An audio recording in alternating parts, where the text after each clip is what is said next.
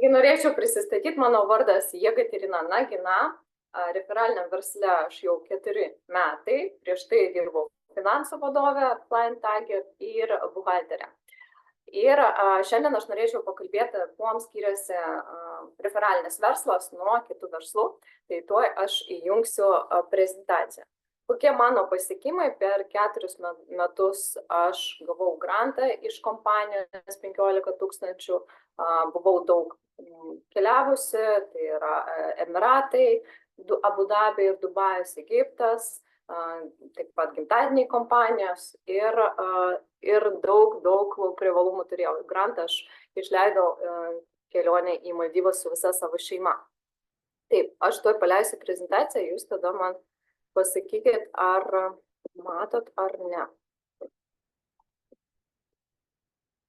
Galit tiesiog keisti, matau. Aš matau. Yra. Super. Tai gerai, tada startuojam. Tai mūsų sistemos verslo galimybės ir kokios čia galima uždaryti kvalifikacijas. Visų pirma, norėčiau palyginti pradžiai su samdomu darbu. Kai mes ateinam samdomų darbo, tai yra aiškus modelis, mes mokomės mokykloje, paskui einam universitetą ir toliau dažniausiai yra samdomas darbas. Kai yra bandomasis laikotarpis, tai užmokestis būna žemesnis ir paskui jau po metų 2 tas užmokestis mūsų darbo stabilizuojasi pas visus skirtingai. Šiaip jeigu žiūrėti Lietuvos rinką, tai nuo 1000 iki 2000 vidurkis yra darbo užmokestis. Ką mūsų laukia? Šiaip dažniausiai tas darbo užmokestis nekinta, truputėlį auga, jeigu yra infliacija, tai tas augimas būna labai neženklus, kokie 5–10%, 10 netgi sakyčiau, tai daug. Ir kas mus laukia po 30–40 metų stažo, tai yra pensija, kuri dėja yra daug žemesnė negu mūsų darbo užmokestis. Jeigu žiūrėti partnerystę su Joyu, taip aš galėčiau papasakoti apie verslus, galima kurti verslą, bet koks verslas reikalauja idėjos, reikalauja investicijų, didelių investicijų, tai ten jau skaičiuojama ne 2000, o 10 000, kartais 100 000, kad atidaryt gerą verslą pelningą. Ir dažniausiai verslai, aš kai auditorė galiu pasakyti, kad jeigu po metų nors atsiperka, ar tai jau puikus verslas. Yra verslai, kurie taip ir neatsiperka, iš su minusu tiesiog bankrutuoja ir yra uždaroma ir kaip negaila, tai yra dauguma verslų. Jeigu lyginti su mūsų partnerystė su Joyu, tai pati pradžia, čia nėra didelių investicijų, čia yra 100 eurų, 120, nukeliauja į parduotuvę, į kurią ir taip keliaujat jūs į Maksimą, į Rimi, išleidžiat pinigus ir nelaiko tai investicija. Tai uždarbiai būna skirtingi. Be abejo, pradžioje jie nebūna didelė, tai būna 100–400 eurų, bet einant mūsų marketingo lygiais, apie ką trumpai aš papasakosiu, galima tikrai per kelis metus gauti daug didesnius pinigus ir čia nėra ribos. Tai yra 5000 ir apskritai 20–40 galima, be abejo, ne pirmais metais. Mano tikslas, kai aš atėjau į partnerystę referaliniam versle, mano tikslas buvo pamatyti 1000 eurų ir aš taip padariau per 3 mėnesius. Sekantis tikslas buvo 5000 eurų, aš negaudavau samdomam darbe ir tą aš padariau per metus. Tai kaip greitai jūs žygiuosit, priklauso nuo jūsų. Už kągi moka pas mus Joyu pinigus? Tai visų pirma, tai yra asmeninė apyvarta, antra, tai yra grupinė apyvarta ir partnerio bonusas. Trumpai mes pakalbėsim su jumis, kas tai yra. Palyginimui, kad būtų aišku, papasakosiu kitų kompanijų kasdieninės prekės, kurias mes perkam. Tai gerai jums žinomas Procter & Gamble nuo vaikystės per televizijos reklamą. Šita kompanija antiek išpopuliarino savo prekės, kad užeinant į parduotuvę mes visur jas matome, dažniausiai įmam, nes tai matyta, girdėta ir visiems žinoma. Tai yra Gillettai, Alwaysai, Lenorai, Taidai, Arieliai, Duracellas, Oral-B, visą tai mes matom lentynose bet kokios parduotuvės. Kitas dalykas tai Kraft Foods, tai mūsų saldumynai, kuriuos mes irgi perkam savo, perkam vaikam, Tyrolis, Holas, Jakobsas, tai irgi labai žinoma iš reklamos ir galiu pasakyti, kad 80% biudžeto šitų kompanijų skiriami reklamai. Reklama televizijoje, reklama stenduose ir mokesčiai prekybos centrams. Įsivaizduojate, jeigu jūs matot kainą, tai 80% tai yra skirtama marketingui, o 20% tai yra grinai, kad sukurti šitą prekę. Tai ir jūs nieko neuždirbat perkant šitų produktų. Tai yra jūsų kaip ir būtinybė tokia. Deja, bet kompanija mums nemoka, o moka prekybos centrams. Jeigu palyginti su Joy produkcija, tai mes naudojam šitą produkciją, mes gaunam rezultatus. Yra klientų, kurie tiesiog myli, naudoja, nieko iš to negauna, jeigu neužsiregistravo kaip klientas. Bet jūs už tai gaunate. Jums už tai moka pinigus kompanija atgal. Kodėl? Todėl, kad kompanija referalinė nenaudoja tiesioginės reklamos, nemoka centrams, nemoka televizijai kažkokiai reklamos, už reklamos tas minutės. Visą tą padarom mes tiesiog kalbėdami su žmonėm, tiesiog rekomenduodami tą produkciją, nes mes gaunam rezultatą, mums tai patinka, mes tiesiog apie tai kalbam. Ir už tai kompanija mums moka atlygį. Kokį atlygį jinai moka, trumpai aptarsim čia. Kompanija naudoja kiekvienos produkcijos savo vidinius balus. Tai tiesiog supaprastinti, nes prekė turi vertę eurais ir turi vertę PV balais. Tai yra vertė tos prekės. Ir už tos balus kompanija pagal kiek apyvarta per mėnesį padaryta, paskaičiuoja, kiek mokėt. Tai pažiūrėkit, jeigu jūs padarėt 100 PV balų, kas tai yra 100 PV balų, tai yra iš tikrųjų asmeninė naudojimas. Tai netgi jūs dar nepradėjot kažkam rekomenduoti šitą produkciją, jūs tiesiog naudojate šitą produkciją ir už tai jums kompanija moka. Tai už 100 PV balų moka 29,5 eurų. Kompanija moka kaip pinigus į kortelę, taip ir pinigus prekiam naudoti. Pinigai unitai, kurie naudojami apmokėti už prekes savo, kad jums ta prekė kainuotų dvigubai mažiau, nes 50% galima apmokėti šitom prekiam. Kas, matom, apyvartą 300 padarė, tai gauna 153 eurus. 400, 236 eurai. Čia be abejo jau pajungiama klientus, jau pajungiam pardavimus, rekomendacijas ir tokia apyvarta be abejo jau ne savo asmeniniam naudojimui yra. Kas padaro 1000 PV, tai jau uždarbi 607 eurai. 607 eurai papildomai prie šeimos biudžeto, manau, niekam netrukdo. Ir čia yra tik tai iš pardavimų. Čia yra pirmas uždarbis. Be abejo, yra sąlyga, kad visi tie skaičiavimai atlikti be startinio rinkinio, kuris prieinamas tik naujokui, tik pirmą mėnesį, kai jis tik užsiregistruoja.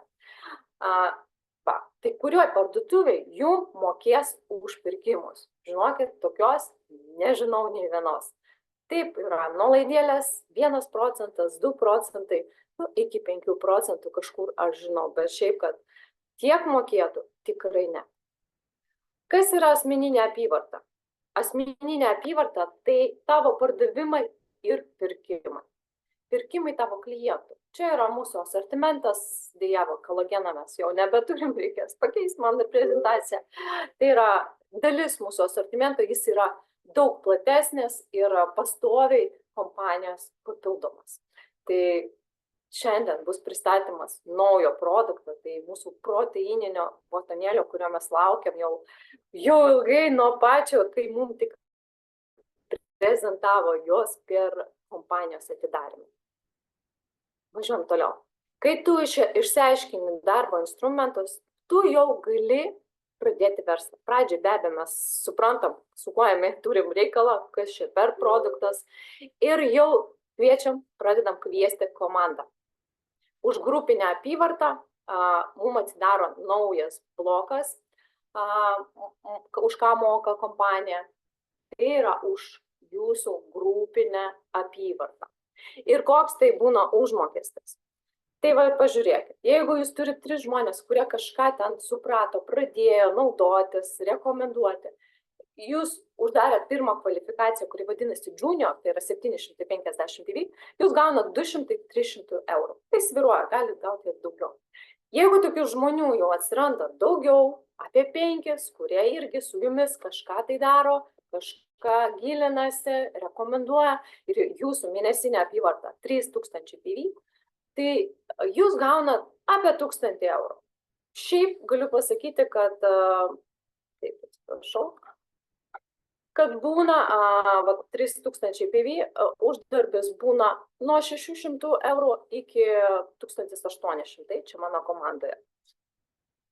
Ir mentoriaus premija. Taip, aš dar nepaminėjau, jeigu 3000 dabar uždarot iki gruodžio mėnesio, jūs tik atėjot, tik pradėjot, tai kompanija papildomai dar jums sumoka 500 eurų premiją. Čia yra toksai, galima sakyti, nepastovus dalykas, čia tik tai tokia akcija iki metų galo. Kaip aš minėjau, šitą kvalifikaciją aš uždariau per 3 mėnesius ir kiekvieną iš jūsų tikrai galėčiau davesti iki to per 3 mėnesius.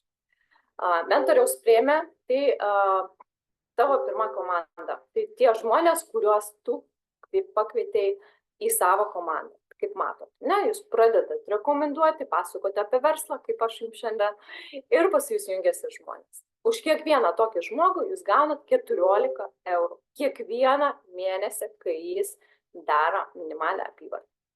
Tai yra, jis dirbs 10 metų, tai jūs kiekvieną mėnesį už jį gausit po 14 eurų. Jeigu jūs tokių žmonių turėsit 100, tai jau 1400, jūs gausit kiekvieną mėnesį, jeigu tokių žmonių dirbs.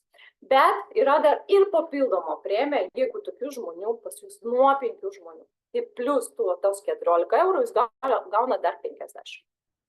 Jeigu tokių žmonių 7, tai 100, 9, tai 150, jeigu 12 žmonių, tai 200, 15 žmonių, 250 eurų.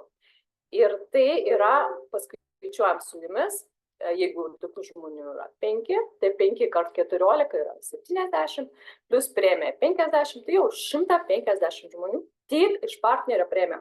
Kas yra gerai, kad mes gaunam už kiekvieną bloką ir niekada kompanija už nieką mums nieko neminusuoja.